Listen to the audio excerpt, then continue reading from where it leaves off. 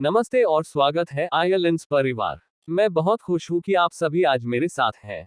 चाहे आप पहले से हो या हमारे समुदाय के नए सदस्य हो, आपका स्वागत है। आज का वीडियो एक बहुत ही महत्वपूर्ण टॉपिक पर है, जो मानव की प्रकृति है। उसे मूल प्रकृति को भूलकर हम रोगों के भागी हो रहे हैं। हमारी मूल प्रकृति खुश रहने की, आनंद में रहने की है।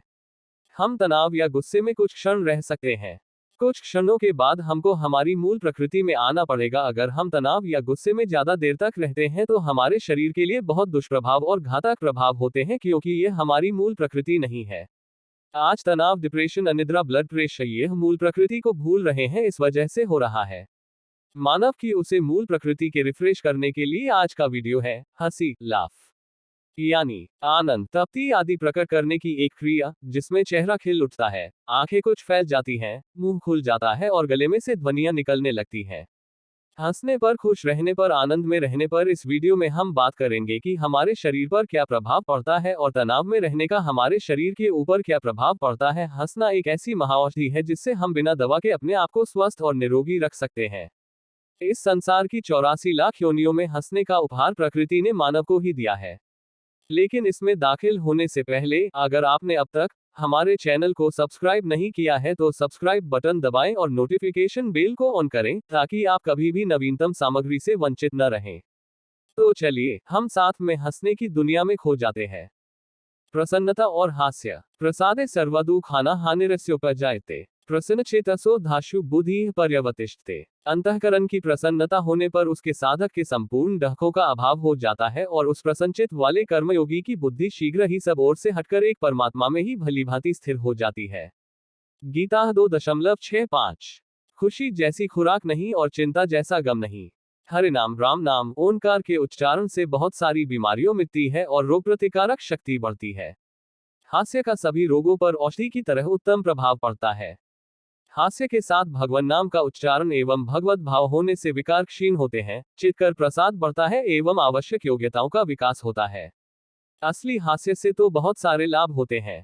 भोजन के पूर्व पैर गीले करने तथा 10 मिनट तक हंसकर फिर भोजन का ग्रास लेने से भोजन अमृत के समान लाभ करता है।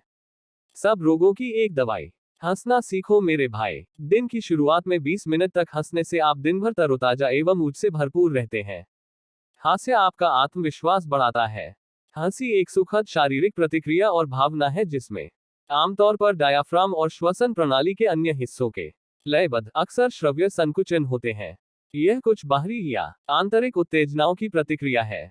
गुदगुदी करने जैसी गतिविधियों से हंसी आ सकती है, या हास्य कहानियों या विचारों से। आमतौर पर इसे कई सकारात्मक भावनात्मक स्थितियों की श्रवण अभिव्यक्ति माना जाता है।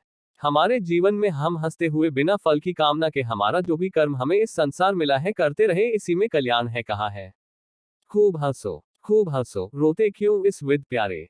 होना है सो होना है, पाना है सो पाना है, खोना है सो खोना है। सब सूत्र प्रभु के हाथों में। नाहक बोझ उठाना है, फिकर फेंक कुएं में। जो होगा देखा जाएगा। पवित्र पुरुषार्थ कर, जो होगा देखा जाएगा। आयुर्वेद के अनुसार स्वस्थ व्यक्ति प्रसन्न होना चाहिए, तभी वह स्वस्थ माना जाता है। समदोष समाग्निश्च समधातु मलः क्रिया प्रसन्नात्मेन्द्रियम न स्वस्थित्यभिधीयते। हेल्थ अकॉर्डिंग टू आयुर्वेद, कोई व्यक्ति जिसके दोष, अग्नि, धातु और मलः क्रिया सम में है, साथ ही जिसकी आत्मा, इंद्रियों और मन प्रसन्न है, उसे स्वस्थ कहते हैं। सुश्रुत संहिता। हंसी का उपयोग कई वर्षों से एक चिकित्सीय उपकरण के रूप में किया जाता रहा है, क्योंकि यह औषधि का एक प्राकृतिक रूप है। हंसी हर किसी के लिए उपलब्ध है और यह व्यक्ति के शारीरिक, भावनात्मक और सामाजिक कल्याण को लाभ पहुंचाती है। हंसी चिकित्सा का उपयोग करने के कुछ लाभ यह है कि यह तनाव से राहत दिला सकती है और पूरे शरीर को आराम दे सकती है। यह प्रतिरक्षा प्रणाली को भी बढ़ावा दे सकता है और दर्द से राहत के लिए एंडोर्फिन जारी कर सकता है। इसके अतिरिक्त हंसी रक्त प्रवाह को बढ़ाकर और रक्त वाहिकाओं के कार्य में सुधार करके हृदय रोग को रोकने में मदद कर सकती है। कुछ भावनात्मक लाभों में चिंता या भय को कम करना, समग्र मनोदशा में सुधार करना और किसी के जीवन में खुशी जोड़ना शामिल है। धूल मिट्टी की एलर्जी से पीड़ित लोगों से संबंधित एक प्रारंभिक अध्ययन में यह भी पाया गया कि हंसी एलर्जी प्रतिक्रियाओं को कम करती है। नकली बनावटी हास्य से फेफड़ों का बड़ा व्यायाम हो जाता है, श्वास लेने की क्षमता बढ़ जाती है, रक्त का संचार तेज होने लगता है और शरीर में लाभकारी परिवर्तन होने लगते हैं। दिल का रोग, हृदय की धमनी का रोग, दिल का दौरा, आधा सीसी, मानसिक तनाव, सिरदर्द, खर्राटे, अम्लपित्त, एसिडिटी, अवसाद, डिप्रेशन, रक्तचाप, ब्लड प्रेशर, सर्दी जुकाम, कैंसर आदि अनेक रोगी में हास्य से बहुत लाभ होता है। लाफ्टर थेरेपी के कुछ सामाजिक लाभ भी हैं, जैसे रिश्तों को मजबूत करना, टीम वर्क में सुधार करना और संघर्षों को कम करना और खुद को दूसरों के लिए अधिक आकर्षक बनाना। इसलिए चाहे कोई व्यक्ति लाइलाज बीमारी से निपटने की कोशिश कर रहा हो या सिर्फ अपने तनाव या चिंता के स्तर को प्रबंधित करने की कोशिश कर रहा हो, हंसी चिकित्सा उनके जीवन में महत्वपूर्ण वृद्धि कर सकती है। लाफ्टर थेरेपी क्या होती है?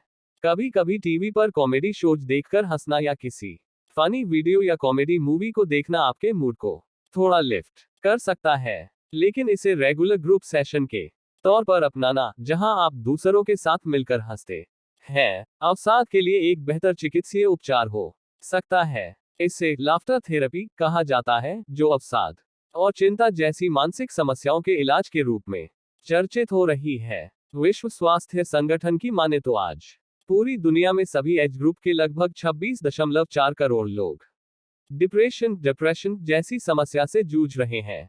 ऐसे में लाफ्टर थेरेपी डिप्रेशन के मरीजों के लिए एक प्रभावी उपाय साबित हो रहा है। इसको देखते हुए ही लोगों में लाफ्टर के प्रति जागरूकता फैलाने के लिए हर साल 2 अक्टूबर को वर्ल्ड स्माइल डे भी मनाया जाता है। रेमन मोरा रिपोल ने मेडिसिन में हंसी के चिकित्सीय मूल्य पर अपने अध्ययन में कहा कि हंसी चिकित्सा एक सस्ता और सरल उपकरण है जिसका उपयोग रोगी देखभाल में किया जा सकता है। यह एक ऐसा उपकरण है जो तभी फायदेमंद होता है जब अनुभव किया जाए और साझा किया जाए। 2017 में जापान की एक संस्था ने कैंसर के रोगियों में जीवन की गुणवत्ता पर हंसी चिकित्सा के प्रभावों का मूल्यांकन करने के लिए एक ओपन लेबल यादृच्छिक नियंत्रित परीक्षण किया। अध्ययन में हंसी, योग, कॉमेडी, जोकर और चुटकुलों का इस्तेमाल किया गया।